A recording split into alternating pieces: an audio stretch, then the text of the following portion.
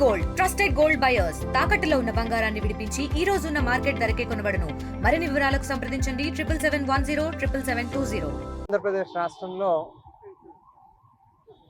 Red book రాజ్యాంగంతో ఏ రకంగా YSR Congress party శ్రేణుల్ని నాయకుల్ని అనగదొక్కాలనేటువంటి ఆలోచనలోనే పూర్తిగా ప్రభుత్వ యంత్రాంగం కానీ ముఖ్యంగా చంద్రబాబు నాయుడు దగ్గర నుంచి మొదలుపెట్టి వారి తనయుడు లోకేష్ కానీ అందరూ కూడా నిమగ్నమై ఉన్నారు.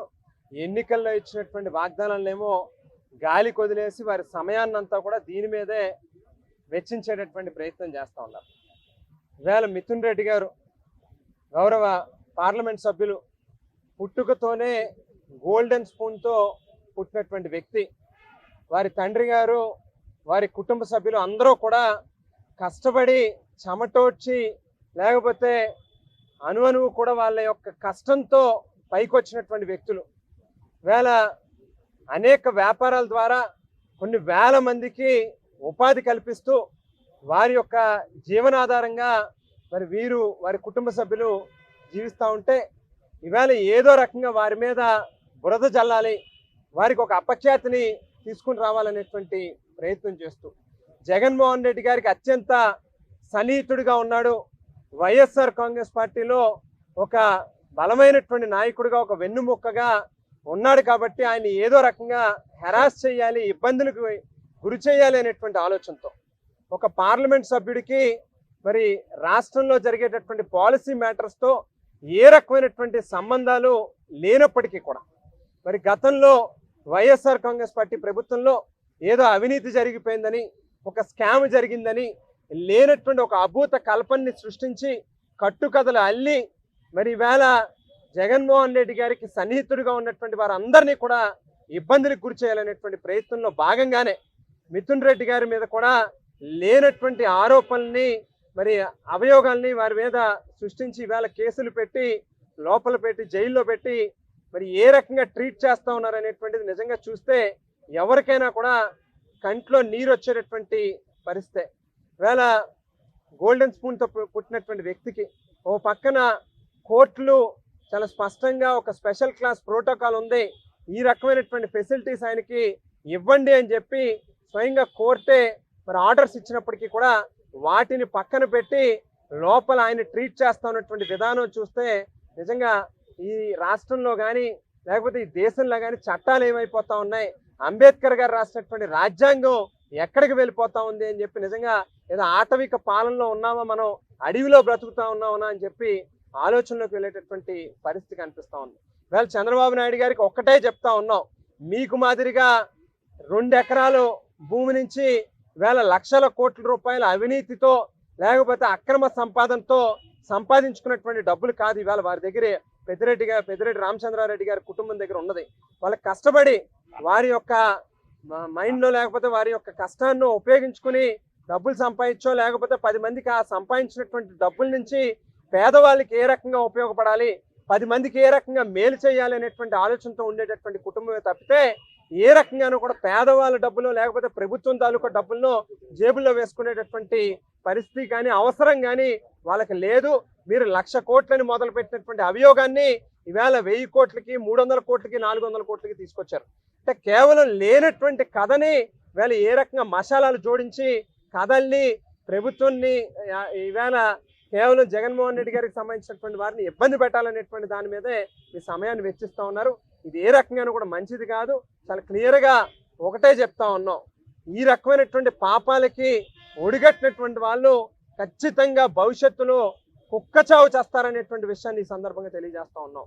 చంద్రబాబు నాయుడు గారి రాజకీయ జీవితం ఆయన ప్రస్థానం మొత్తం కూడా క్రిమినల్ మైండ్తోని ఎంతసేపు ఉన్నా కూడా ఏదో రకంగా ఎవరిని ఇబ్బంది పెట్టాలి, ఏ రకంగా అధికారాన్ని చేజెక్కించుకోవాలి, అవతల వారిని ఏ రకంగా ఇబ్బంది పెట్టాలనేటువంటి ఆలోచన తప్పే 10 మందికి ఏ రకంగా మంచి చేయాలి. ఈయన జీవితం మొత్తం కూడా మనం చూస్తే పేదవాళ్ళకి చేసేటువంటి మంచి ఒక్కటంటే ఒక్కటి కూడా లేదు.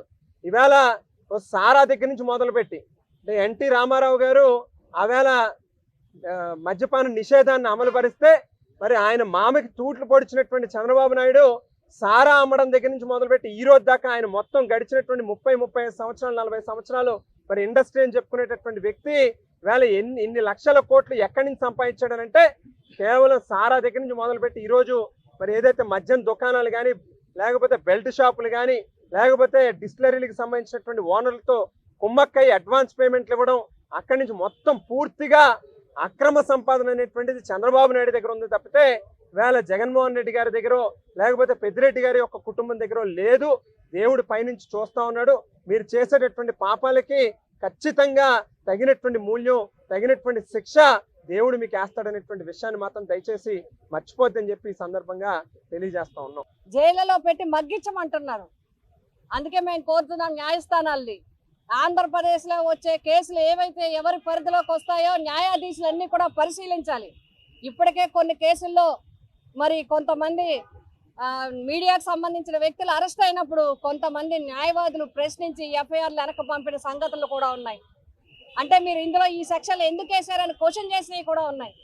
అంటే ఎవరి ప్రకారం ఈ కేసులు నడుస్తున్నాయి, ఎవరి ప్రకారం ఎఫ్ఐఆర్లు ఫెయిల్ అవుతున్నాయి అనేది మరి చూడాల్సిన అవసరం ఇప్పుడు అందరి మీద ఉంది.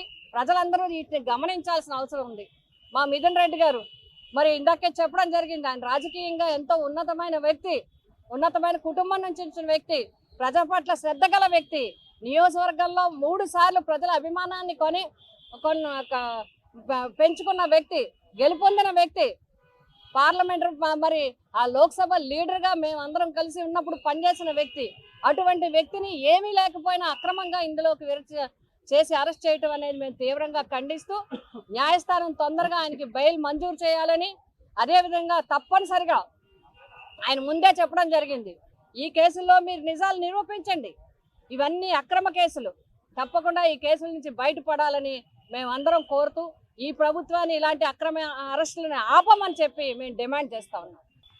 15 నెలలు పూర్తయినప్పటికి కూడా 15 నెలల కాలంలో తామిచ్చిన వాగ్దానాలని తుంగలో తొక్కి సూపర్ 6ని అటకెక్కించి కేవలం ప్రజల దృష్టి మరల్చడం కోసం అక్రమ అరెస్టులు చేస్తూ మరి ఏ విధంగా రెడ్ బుక్ రాజ్యాంగాన్ని అమల్లో చేస్తున్నారో ఇవాళ ఆంధ్రప్రదేశ్ రాష్ట్రంలో ఉన్నటువంటి ప్రజలందరూ కూడా చూస్తున్నారు.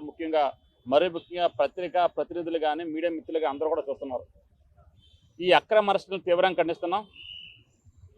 మరి ఏదైతే అధికారంలోకి వచ్చిన 3 నెలలకే నా కుమారుని కూడా శ్రీకాంత్ కూడా అక్రమ కేసు పెట్టి బనాయించి దాదాపు 28 రోజులు ఇదే జైల్లో పెట్టిన సంఘటన, 37 రోజులు ఇదే జైల్లో పెట్టిన అక్రమంగా నిర్బంధించిన సంఘటన, ఈ రోజు వరకు కూడా దాని మీద ఈవేళ ఇప్పుడు కూడా ఛార్జ్ షీట్ దాఖలు చేయలేని వైనమని ఇవాళ తెలియజేసుకుంటున్నాను. ఎందుకంటే వాళ్ళ దగ్గర ఏ విధమైన ఆధారాలు లేవు. ఆధారాలు లేకుండా కేవలం వ్యక్తిగత కక్షతో ఈవేళ నా కుమారుని అరెస్ట్ చేశారు. ఈవేళ రాష్ట్రంలో జరుగుతున్న అరెస్టులన్నీ కూడా అక్రమ అరెస్టులే.